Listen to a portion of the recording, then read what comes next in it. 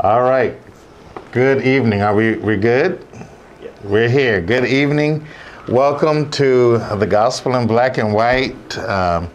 Kevin Smalls, pastor of Hope United Methodist Church, here with Pastor Jeff Nelson, pastor of First United Methodist Church, Royal Oak. This is his brainchild. I mean, his creative genius has brought us to this table for this conversation, and it has been a rich blessing, don't you think? It's been fun. Yeah. I've been enjoying it. Keeps me thinking all week long. Indeed. And thank you all for your feedback and for your conversation, as well as for your feedback in the chat. We've been honestly richly blessed by that. And we really grateful. encourage you to have conversation with each other in the chat, ask each other questions, answer each other's questions. Pastor and I get a chance to look at them after this, and we can chime in as well. But please just have this dialogue with each other. It's really exciting to see. Yep. So I will turn it over to you. How do you think we should get started? Well, Pastor, we are moving up through John. We're getting to our fourth chapter this week. So let's just review just a couple of those high points that get us here. We begin in John 1, and we've been talking about in the beginning was the Word, and that Word eventually becomes enfleshed, right? That it becomes embodied. And we've talked a lot about why embodied incarnate theology matters. Remind us again why we can't just have theology that's ethereal, that eventually it has to take root in real people and real communities. Yes, it has to be tangible. Has to be. We don't just... Not Christian if it's not tangible. Exactly. And this work that we do is in the trenches, it's on the ground, it's close to us. It is not just beyond our reach, but it's right here with us and among us. And we've talked uniquely about how it then takes shape among people and among cultures. Exactly. That because it takes shape in Jesus, first century, Palestinian, lower social economic status, the story of the gospel is shaped uniquely by that. Yes. Right? And so when it enters into our cultural context, that same Jesus spirit is going to be shaped by that same context. Yep. Yep, and we're going to stretch it.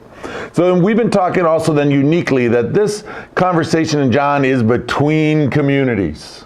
Yes. Right? Remind us why, remembering that John isn't some monologue, it's a dialogue, because we're going to add a new community to that mix in chapter 4 tonight. Yes, so we had the community of the secret Christians, and we see this conversation kind of in the third chapter.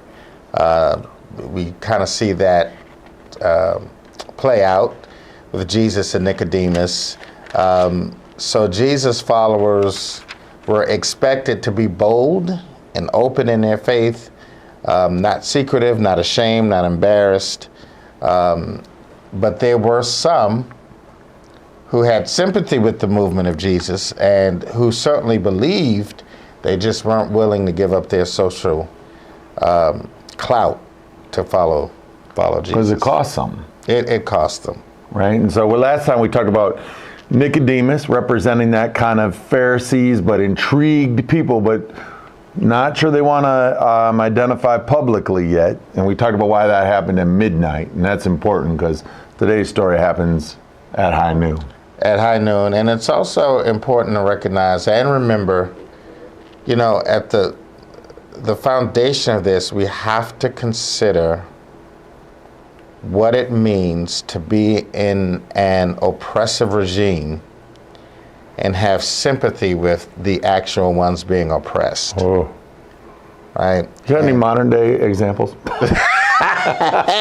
You're not getting me on that. not the day before an election. And the fear of crossing that boundary. Yeah, no, it's real. Yeah. It's very real. But I skipped up John 2, a lot of stuff happening there with the wedding. Right? We thought that again, this Jesus movement, this movement of truth, this movement of justice, this movement of liberation, this movement of salvation. In John 2, we get to see how it goes familial, or almost, I don't want to say private, but it goes into a family moment at the wedding. that Jesus wasn't really looking to No, it's a great story. get into. It was a great story. He wasn't trying to reveal himself. It's very interesting that John puts made the him do story it. at the beginning. Right. You know, He John, did it for his mom. yeah. And he begins this story resourcing a couple that Yes. has the potential of running out of resources, which was symbolic for beginning their life in the hole, beginning their life in a deficit. So here Jesus comes to, Boom, bring abundance. you know, and keep in mind in John's gospel, signs are very important. And there are about 7 signs, I believe, and this was the first one of his messianic ministry, and that was turning water into wine. And this miracle, which was interestingly enough initiated by his mother. So we kind of have sometimes issues with Catholicism that prays to Mary to this day, that she might intercede, right? You know. Well, we can see where that theology has its That's seeds. right, because apparently the concept is Jesus does what his mother tells him. You know, so Any good sons of good, strong mothers like you and I are, we know how that goes. and you had to be a strong mother, Yeah. you know, carrying the seed of God, Yep. getting to Bethlehem. Of course, we don't have that section of the story in John's gospel, but clearly Mary had to have some gumption with her, you know. So Kevin, we talked about how it begins there in the home, but it doesn't stay in the home. Then it goes to the temple and it becomes public, right? And so we talked about this balance and this need in our Christian faith that it has to be domestic. It has to take root in people's lives, in their home and in their lives and in their moments, but it also has to go public. Mm-hmm. And it has to have moments where it interchanges with places of power and institutions of power. And we talked about how sometimes the church values one over the other, and clearly in chapter 2 Jesus says, if you're going to follow me, we're going to do both. Yeah. We're going to take care of families, and we're going to correct systems. Right. And you can't have one without the other. And Lord knows we're involved in a denomination that's fighting about which one of those is the most important. Do we save souls? Do we care for people? Do we care for families? Or do we change institutions? And you can't read John chapter 2 and walk out of there and say, well, if you're going to follow Jesus, you got to do both. Right. Right? Yep. They're married, literally. Yep. Mm-hmm. So we pick it up today in chapter 4. So again, we've come out of this moment where they've hidden with him in the dark. They've come and checked him out at night. And this very next story goes here. So I'm going to read these first 4 verses for us to kind of set the tone, right? So the Pharisees heard that Jesus was gaining and baptizing more disciples than John. Although in fact, it was not Jesus who baptized, but his disciples. When the Lord learned of this, he left Judea and went back once more to Galilee. Now, verse 4, now he had to go through Samaria. Kevin Smalls, if you look at a map between where Judea, he left Judea to get back to Galilee. Yeah. If you look at a map of that, you don't go anywhere near Samaria. Right? Exactly. Right. This was an intentional. That's like saying, I'm going to go to Traverse City, but to get there, I'm going to go through Kalamazoo. And I don't know quite what that means, but I would agree. I would agree. That sounds right. You know? I would agree. But you got to go out of your way to go to Samaria. But now it says he had to go through Samaria. Right. So Jesus has taken an intentional detour on this trip, again, for a purpose. Remind us why this idea of Jesus now needing to take this Jesus movement from wedding to temple to midnight. Now he says, man, before we go back, I gotta take this show to Samaria. What's going on in Samaria? And keep in mind, the Jews and the Samaritans had theological differences. And they actually had extreme disregard for each other. Extreme. They certainly were not seen in public at all. They were not to connect, they were not to marry and that kind of thing. So the Samaritans were pretty despised. And also, it's worth noting that this is pretty much a dangerous trip. for At least Jesus. there was the perception that it was going to be dangerous. Well, if you think about it, even Jesus, and forgive me for this, if I can just take a second jump to all jump to over the Luke's place. gospel. Yes. That's where we most know Samaritans from our context. Right, and here's a Samaritan who is being portrayed as somebody, that's why they're referencing him as a good Samaritan, because typically in Judaic thought, Samaritans weren't good. And, the possibility for 13 Jewish men walking through Samaria, it could have been bad. There certainly could have been some conflictual encounters. And that's one risk, but also I think it's worth noting that Jewish men and Jewish women in these days did not speak together in public. It would have been seen as uncouth at best. It was just salacious at worst. Yes, it was. Scandalous. If you go to, the CVS, you see your neighbor and you all can talk. This didn't happen in this way. No. Not even a wave. Jewish men, in Jewish culture, men and women did not, even in the synagogue, first of all, women weren't really allowed in the inner portion of the synagogue. But today, in some cases, Jews, the men sit on one side, in some cases the women sit on the other, depending on how orthodox a community is. But we want to make it clear that in this day, a man and woman really did not stand in public and talk to each other. So Jesus is taking this detour to a place that's suspect, a place where good Jews didn't go, where good religious people didn't go. No business there. No business there, but it says he had to go there. He took an intentional spot to take this gospel message there early. Yep. Chapter 4, we're saying something. Now here's what happened. So he came to a town in Samaria called Sychar, near the plot of ground Jacob had given his son Joseph, a historic site in the middle of this suspect area, reminding us that this history that we share, even though we've deemed it places that have been suspect, God's already been working there. Our story's already been alive there. We forget that, right? Jacob's well was there, and Jesus, tired from his journey, sat down by the well. It was the 6th hour. It's not midnight anymore. When a Samaritan woman came to draw water, Jesus said to her, "Will you give me a drink?" His disciples had gone into town to buy food. The Samaritan woman said, "You are a Jew, and I am a Samaritan woman. How can you ask me for a drink?" For Jews did not associate with Samaritans, like you just said. Jesus answered her, "If you knew the gift of God and who it was that asked you for a drink, you would have asked him, and he would have given you living water." Just pause right there. What's going on? Well, The interplay is starting to happen. I just think this is just incredible. Because They men flirting with each other? Well, men and women used to hook up at the well. Did not Moses Got connect a with lot Mary at of the well? meat in there. Yep. Jacob Yep. and Rachel. Jacob immediately saw Rachel and fell madly in love with her at the well. He even, he rolled up on her and kissed her immediately. They were first cousins. So the well was Match.com for its day. Well was exactly, Yeah, right. and we will find, I think, that she might be a little suspicious about why he's there.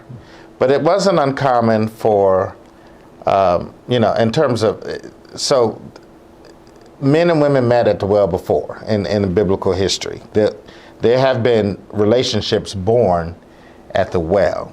There's about to be another relationship born at the well, right? So, but of a deeper, more meaningful nature.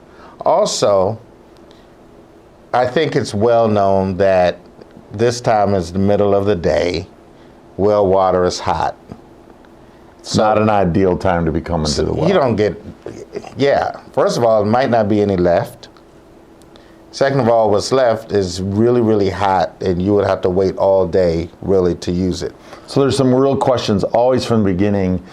as to why this woman in particular is showing up at the well at this time. And there's Yep. a lot of theories and speculation lot around of why theories. she might need to come to the well at this not best of time or suspect time or Yeah. unique time, right? So, but she's on to him, right? She says, "Sir," the woman said, "you got nothing to draw water with, and the well is deep." Like, don't play me, right? Exactly. I love She's that like line. right up on him. "Where can you get this living water? Are you greater than our father Jacob, who gave us this well and Boom. drank from it himself, and also his sons and his flocks? Sir, Boom. don't mess with me." So right here, listen, I think she's identifying is very interesting that she's something about Jesus. I think she senses could be Jewish, but she recognizes some common lineage. Our father Jacob, right? So she recognizes that. Well, and Samaritan and Jews share Yes. this common lineage. Yes, their division was not how they started off. No, it's cultural, And it's theologically historical. and kind of biblically. Yeah. Right? So that has some real implications for the work that we're trying to do together as different communities, racial communities, cultural communities, ethnic communities, theological communities, political communities. Where do we still say, we still got Jacob's well? I mean, like, how do we find those places that get our story back in line with each other? and right? so this That's right. going to happen throughout here today. Well, this conversation begins with her acknowledgement that we at least cousins. Yeah. We at least cousins. And that has to begin there in some Yeah. ways, right? Like We at least cousins. we share this story together. Yeah. But she ain't buying them yet. She's Right. She's all up in them, right? Yeah. Jesus answers her, "Everyone who drinks this water will be thirsty again, but whoever drinks the water I give him will never thirst." I mean, if that's a pickup line, it's pretty good. But I think Jesus, in a minute, he's going to get into other things here. "Indeed, the water I give you will become in them, a spring of water welling up to eternal life." Right. So what's he trying to get at here? Well, I think he's beginning to introduce the salvific nature of who he is, using the metaphor of water, which interestingly enough was all that was left at the wedding a few chapters ago. Preach. And that water was what was utilized to make wine. Here, water is another subject. And the conversation is, who has it? Who has water? You know, you don't even have a bucket, and the well is deep, and you're offering me water. It's like, what? she is. How you You got to get some real actors to do this. You thing know in a what? Real You thing. 'Cause know, this is hilarious. Come on in now, their play the here. well is deep. You have nothing to draw with. You talking about you can give me some water. What you talking about, right? This woman said to him, "Sir, give me this water so I won't get thirsty and have to keep coming here to draw water and have to deal with fools like you." Yes. Right? Still a little sarcasm here. Yeah. Right. And he told her, "Go call your husband and come back." Boom. So this conversation just turned a corner. Yeah. So far we're cousins. We have a mutual lineage with Jacob, spiritual lineage with Jacob. Now you're in my business. Go call my husband. Actually, what are you asking me? Right. Is that your way of asking, do I have a husband? Are you trying to hook up with me? Right? So when she says, "I have no husband," is she saying, "I have no husband," or is she saying, "I have no husband"? Yeah, is she saying, right. Is she saying, "I don't have no husband"? Or is she saying, "I don't have a husband"?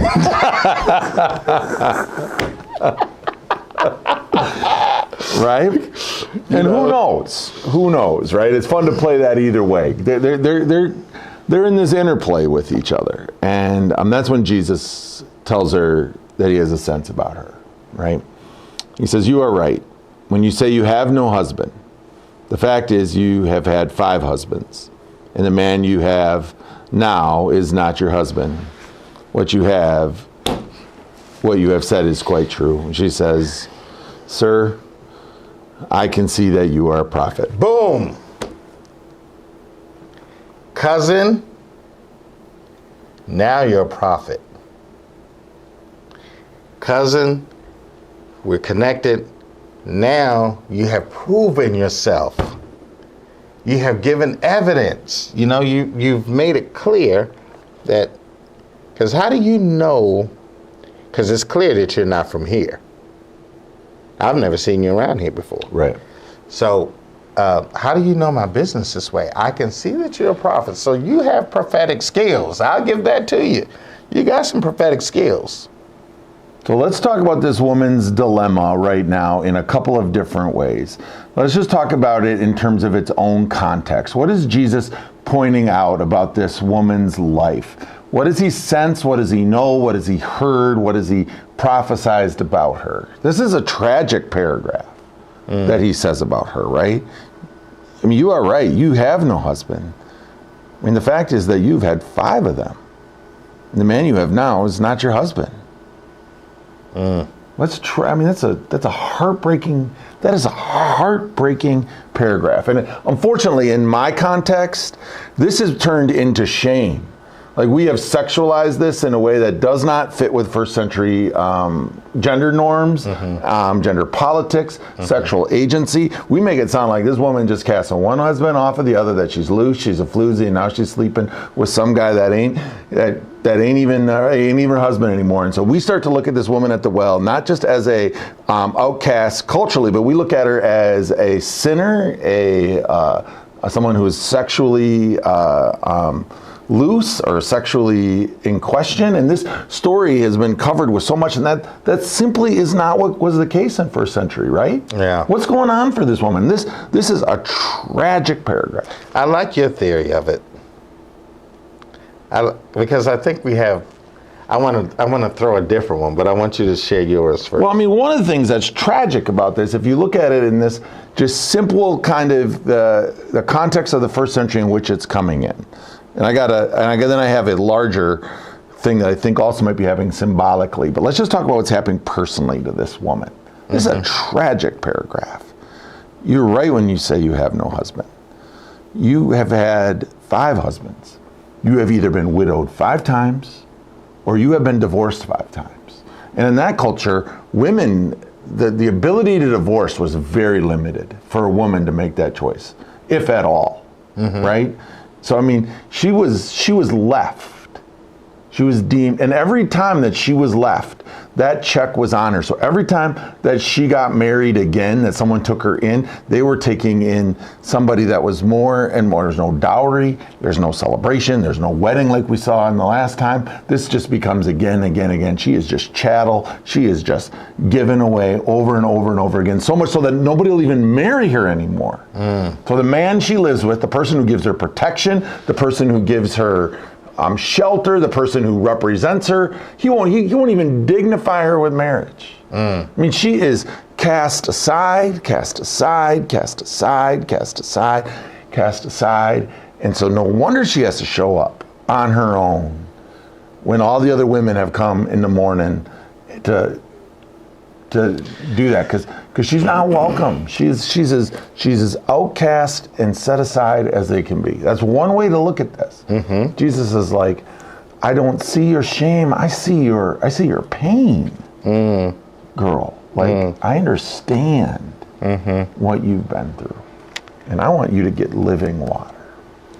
So that's one way to understand that. And that's extremely powerful and helpful. So, if I were to read this from the angle of hip hop. Yeah, okay, bring it on. All right. And you know, what I love about hip hop culture is it names the anthropological reality, even if you're not solving it. or doing too much interpretation. So somebody in this day would have written a piece about her, right? Fatigued, tired, worn. There'd been a song about her. Yeah. Sorry, Miss Jackson. But you know who I think that, exactly. You know who I think there would have been a song about also? Him. The sixth dude. Oh. And I have always been intrigued By who the sixth dude with is? the sixth dude who receives a woman. Oh.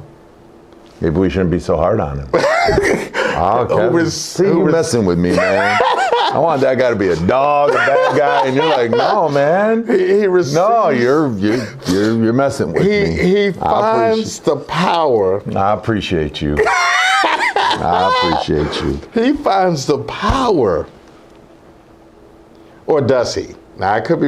No, but it could be finds either the way. power It could be either way, and sometimes it's even both. Could it not be a possibility?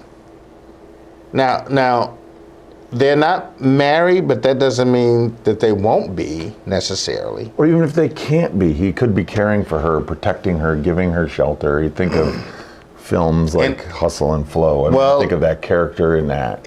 But he can be doing something far more scandalous. He could be. And he could love her. Yeah, when we know that. We've met that character in film or in book. Right. He could look beyond. Now, that's one possibility. Yep. The other possibility is she can be a cheap ride. He doesn't have to work very hard. Now, this is totally opposite of what I just offered. But he doesn't have to work hard. He doesn't have to work hard because she's already had so many issues and drama, trials and tribulations, that he doesn't have to work hard to show up for her. So what does it mean then that Jesus shows up for her? You know, out of this hermeneutic that you're creating, this hip hop way of looking at it, where is this Jesus encounter transformative for her, and then maybe and deeper? How does Jesus encounter with her impacts him? Because we didn't get to the end yet, but what happens when women who've been with abusive men or oppressive men or stressful scenarios find Jesus? And Jesus empowers them to move on. This could also be the conflict. Well, I bet you preached that and helped some people, and I bet you've had a couple people knocking at your door being like, what are you messing with? This is rough. This is rough because for years we've been concerned why men don't come to church. Yeah. And I would like to offer as a possible suggestion that in the 1890s, the 20s, 1930s, 1940s, women would go to church and leave their men home, and they may take the children. This is not just a stereotype, this is a theory. Take the children to church. They come home and lecture the husband on what the preacher said. And the preacher becomes the authority in the house, where the man's power and moral authority diminishes.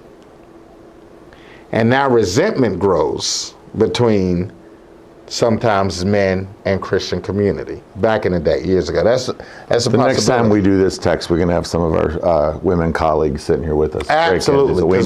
We ain't doing this one alone again. Right, absolutely. No, there's something more going on. But there's a lot. Think about. But there's a lot. But my point, I'm merely trying to suggest, is that either way, Jesus is concerned enough in a non-judgmental way. See, I don't think it's. I would like to think it's not. Yeah, you're right. You had 5. No, I don't think you it have is not yours. I think it was right. you've already had 5. And the one you have, he's not yours. I know he didn't say this in an insulting way because the conversation continued. It's just not his character. She already showed that she has spunk. How you gonna offer me water and you have no bucket? So I think what he did, this Lord was not so big and mighty and right. sanctimonious. Right. He was not so uppity and pretentious that he could not fit in the narrative of this woman's life in such a way where he can speak to what was happening. And I think that's what hip hop does. And the church has to figure out a way to do that. The church has to figure out a way to enter the conversation without turning people off. We get too self-righteous with this right. thing. None of us are worthy of that. None of us are eligible to be self-righteous. That's how we're apt to read that. And you have no husband with the finger pointing. Yeah, you're saying it's different. And what happens is, this is how you end up as a Nicodemus in this gospel, because you become religiously oppressive over other religious people. And you create a secondary society and community, and you approach them as the moral authority as opposed to approaching one, because she made it clear, our father Jacob. Sometimes we have to find a place where we actually connect, and that gives us credibility to have this conversation with because hip hop is that. To be hip is to be aware. To hop is to move. And to be aware is consciousness, and I think what we have here is Jesus, who is aware of what's going on in this woman's kitchen. And I like to think he's aware about this 6th dude, because he really wasn't, honestly, it wasn't slander against him either. And well, this it's not even slanderous. It's the way I look at it. It's tragic. It's sad. It's system failing on it. That's one way of looking at it. And see, the way I look at it is, it's life. It's hardcore reality. And the question we have to begin to ask is, what is the role of oppression, and how does oppression impact our health in relationships? And how does oppression impact 6 men? Because they could have died, they could have been killed, they could have been sick. So they could have been sick without necessarily having the care. They could have been killed in some kind of rivalry situation, or they could have divorced her or cast her aside. And here is a 6th person that's seemingly trying to figure it out. Who of these 7 people are spiritually healthy? And if you are in an oppressed group, in an oppressive situation, we have to begin to ask the question, what is the capacity of us to love another in a way that is whole? And I think what Jesus does here is get into romantic situations, conversations, scenarios, and offer the alternative, which is your wholeness and your freedom that you seek. It is not We're going to talk about that in a minute. It is not in. That's where she asked the next question. It's not in somebody else. Right. It's not in a cycle of bad relationships. Right. And in pastorally, we've had these moments. I can think of one very clearly where a young woman came to church, been there for 2-3 weeks. She brought her 2 girls. She meets me at the door on week 3 or 4, and she says to me, I like this church. It feels good for me and my girls. Here's the deal. I am not married to their dad, and if that's going to be a problem, I need to know now so that we cannot keep coming here because I don't want to break their heart. And at that moment, you, in this kind of moment with Jesus, have to have this moment of you have to decide, I don't know how my community is going to receive you, but I know how I'm going to. And you are welcome here. And your girls are welcome here. And when we did the baptism of those young girls, their father was welcome there that day and got to participate in that moment and in that circle. The 6th man got to be there. And that's what I mean. I don't think this is anything against this gentleman. And it's interesting that Jesus didn't say, you need to get rid of him. And he was known to say that. Oh, you want to follow me? Go sell everything you have. No, he'll do that later, right? You're right. But here, that wasn't the solution. The solution wasn't to get rid of him. The solution was to take on Christ so that she can become new and whole, which will ultimately change what her needs are and change her need for that kind of relationship, which may not be whole. Well, I don't know if you've preached that before, but I want to be there. I want to be there the day you do. I don't know That's if I can really good. preach that one. No, it was interesting, Ken. I want to. So there's this kind of interpersonal thing going on here. Now, there's one other suggestion I want to make about this story that Jesus says to her. You are right. You have no husband. In fact, you've had 5 husbands, and the man you're with now is not even your husband. And there's another way to view this interaction as the Samaritan woman is an archetype for what has happened in Samaria, what has happened in Israel. That each of these husbands is an occupying empire that has at one time or another taken over this holy land. And all of them have been unfaithful husbands to the bride of Israel, right? To the bride of Samaria. They have been conquered by Egypt, unfaithful husband. Been conquered by Babylon, unfaithful husband. Been conquered by Assyria, unfaithful husband, right? We've had all of these parental forces come into our worlds, and we are the ones who are going to take care of you. All of them have failed, and now they got Rome, who ain't even going to treat them like parents, and it's going to fail them one more time. She's like, you are just another colonizer. You are just another occupier who is in our midst trying to sell me some brand, because that's what she says to him. She says, our fathers worship on this mountain, but you Jews claim that the place where we worship must be in Jerusalem. Like, okay, you're going to come in here. You're going to tell me all my customs are wrong. You're going to tell us you're the ones. We just got to come worship on your mountain. And I am done. I'm sick and tired of all of these colonizing forces coming in, showing up, telling us that our ways of worship aren't their ways of worship, and trying to say, trade your mountain for my mountain, right? What does he say there, Kevin, in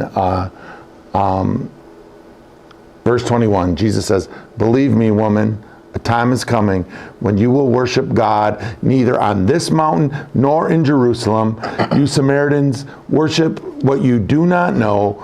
We worship what we do know, for salvation is from the Jews. Yet a time is coming, and has come, and has now come, when the true worshipers will worship God in spirit and in truth.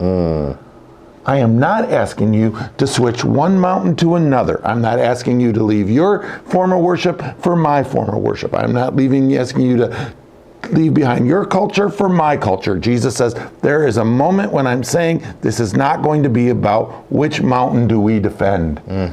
That the true worshipers of God meet in this middle place and are in truth and, what was the 2 words? Again, I got them. Spirit and truth. Right? Spirit, pneuma, breath, right? Truth, Which, veritas, but virtue. But this is a continued theme for John. Because what does Jesus tell Nicodemus in John 3? The chapter before. You have to be born again. And by water and the Spirit. Spirit. Right? So we're encountering this theme. Breath. Yes. Breath. Yes. And virtue. Yes. Yes. Right? So the power of this is the work of the Spirit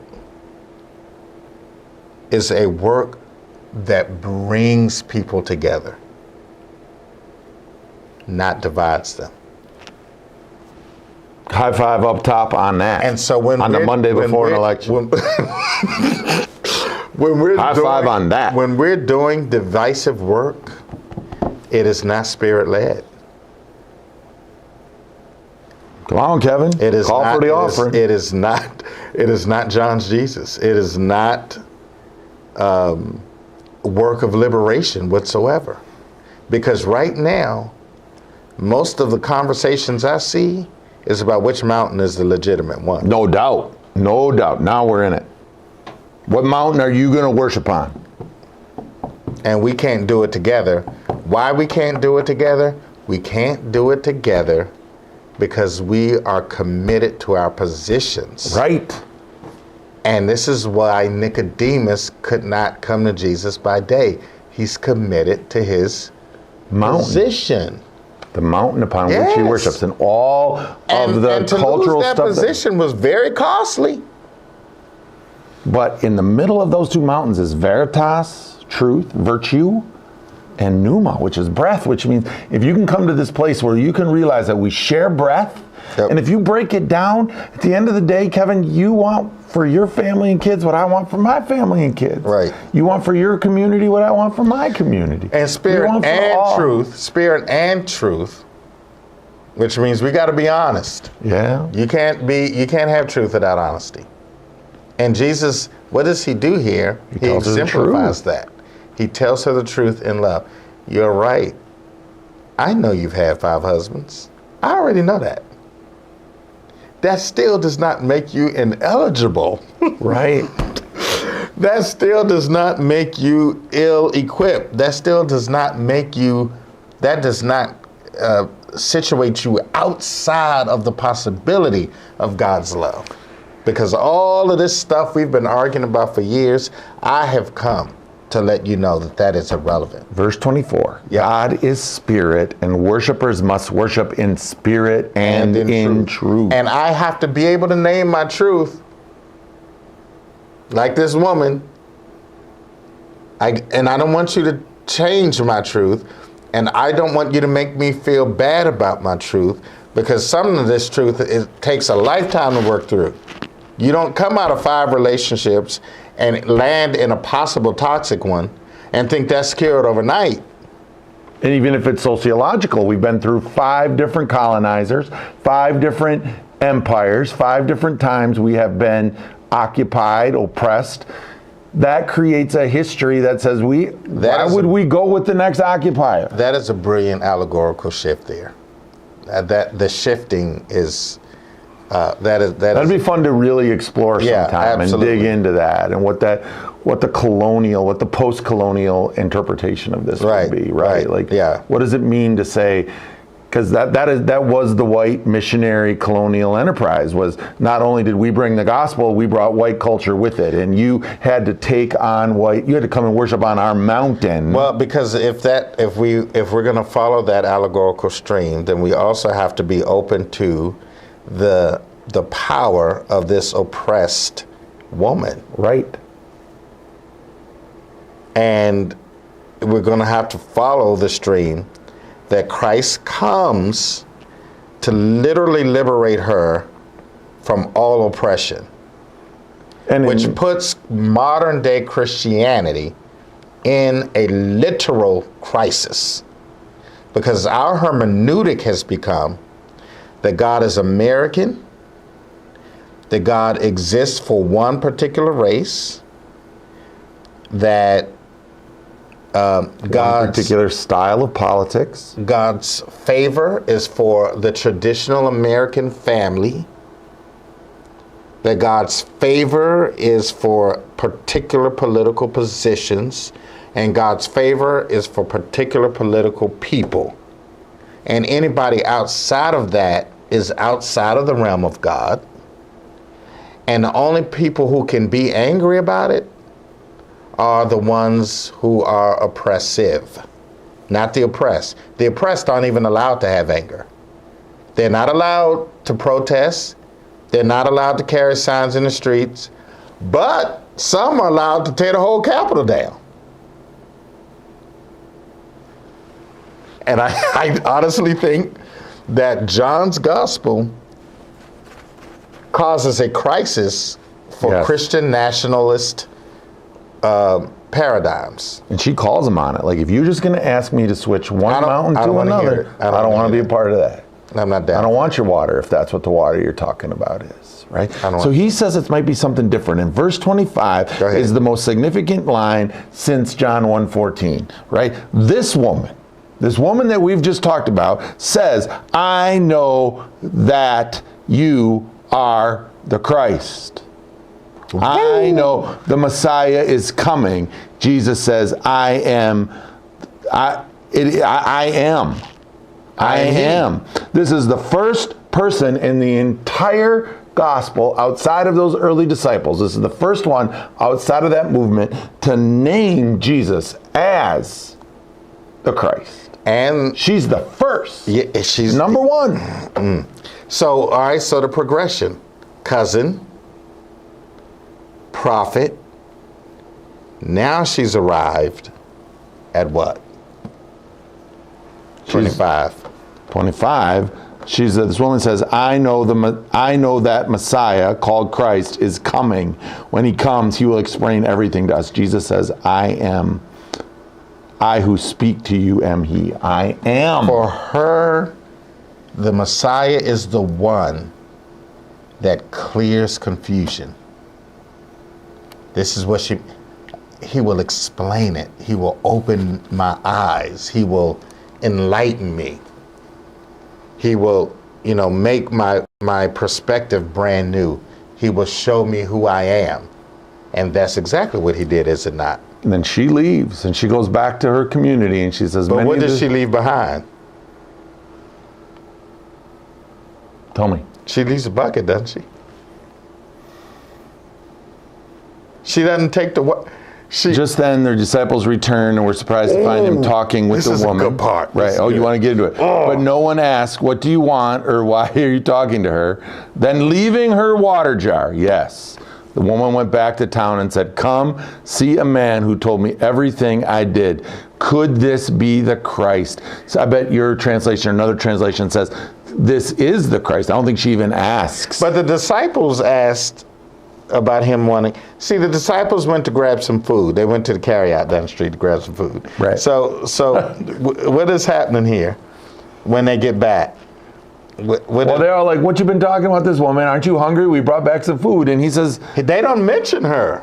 Well, they says, why are you talking with her? Oh, do they? Yeah, but no. Oh, no, you're right. Sorry, Kevin. Let's read it again. I was about to say they changed it. Now let me read it closer. It's all right. Just then his disciples returned and were surprised to find him talking with a woman.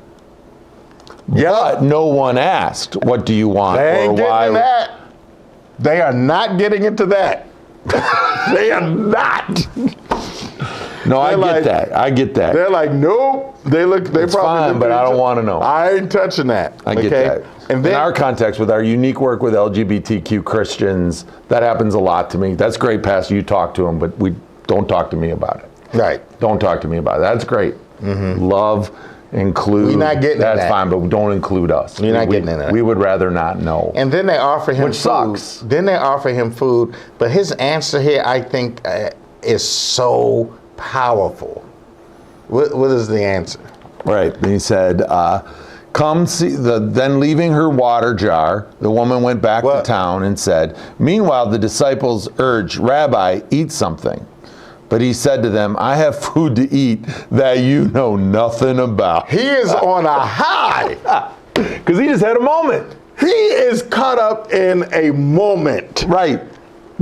Have you, it's like, I know, we've all been there. and then somebody comes and try to talk to you about normal things. Right. From that, I am up here. I don't need to eat ever again. Ever. Forget food. Don't you see what just happened? We had a Listen. moment.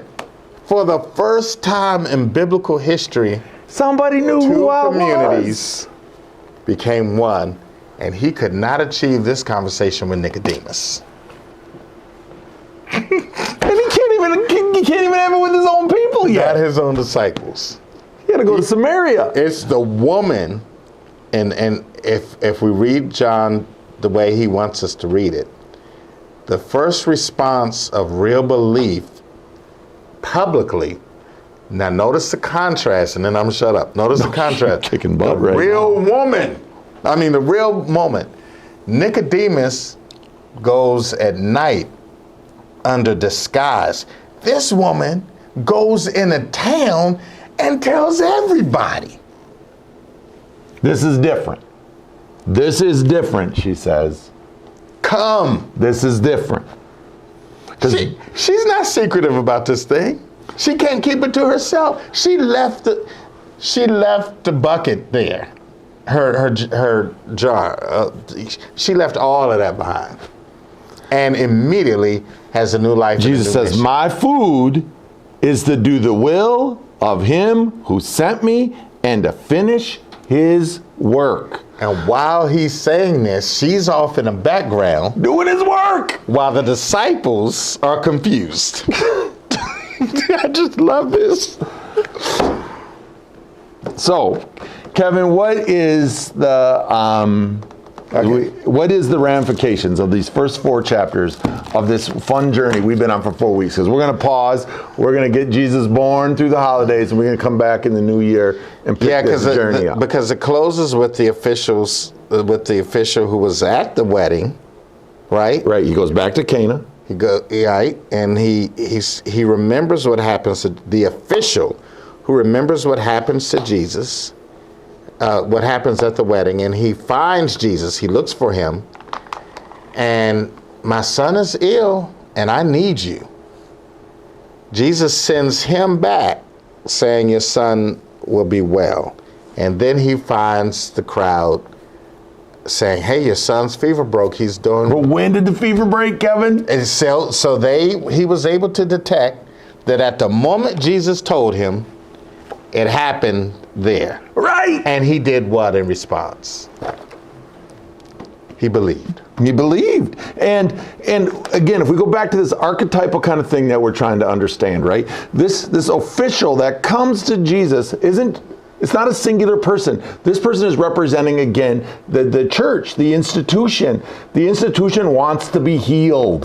The institution is dying. Its future, right? The son doesn't represent just this man's future. The son represents the institution's future. We live in a denomination right now that is well afraid that its son, its daughter, its future is in peril, is in question. And we want Jesus to come heal it. Yes. Right? And why and where will Jesus come heal the church? What has to happen, Kevin? This renewal in our ability to believe and tap in to God giving birth to this community. That has to go through Samaria to get there. You have to go through Samaria. You got to say to the woman at the door, And if you are welcome here. And if you are an official, you might have to make the journey to find Jesus and be willing to solicit his healing power, which is instant.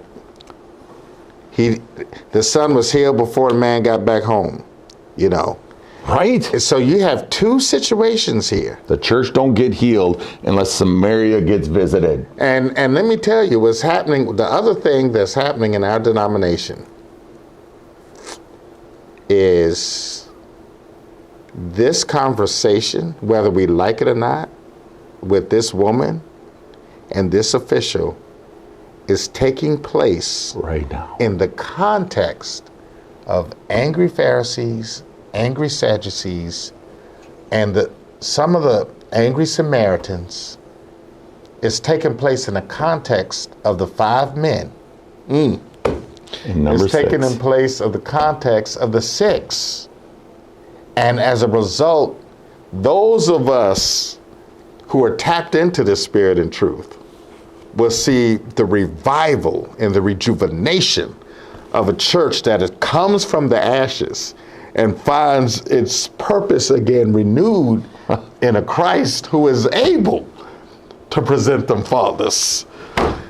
Give them water that you will not thirst from, who will let you eat in ways that joy. And when communities can come together, when they can find veritas and pneuma, when they can find breath and virtue, when they can find that connection beyond the mountains upon which they have staked all of their past in order to come into this valley and find a new future, healing comes to the church. Yep.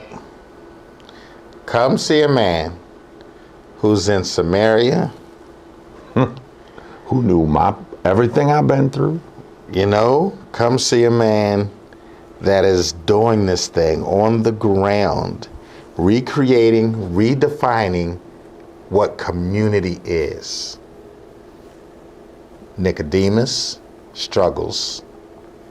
A woman who at the well gets it.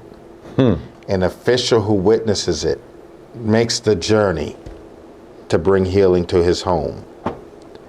The possibilities are endless. Thanks be to God. Thanks be to God. Pastor Kevin, this has been a fun month of doing this together. You're my dude. Thank you. And we'll do this. Friends, thank you so much for checking in here with Kevin and I over this last 4 sessions. We're going to pause the Gospel of Black and White for this season. We're going to release ourselves to go, let's not all just hunker down in our mountains now. Right. Let's try to take some veritas and truth and come together and find some ways to be connected to God and to each other. But let us come back in the new year again and pick this story up. Yep. Because it's going to keep getting more interesting and more complicated. And those are the vocabulary words for tonight. Veritas, Veritas, and pneuma, Pneuma. Right? Yeah. Okay, so check that out, study it, carry it with you. Truth and virtue. Yep. All right, preach us out of here, Kevin. God, for this time we give you thanks. We thank you for the opportunity to gather and connect and to meet at the well, to meet in Cana, to meet at the temple where there was drama of tables being turned upside down, to meet where there is spirit and there is truth. We give you thanks for this conversation. We thank you for those that have joined us, and we will forever strive to be among those who worship you not on the mountain, but in the context of pneuma and veritas. In Jesus' name we pray, amen. Thank y'all. See you next time. That was a good time.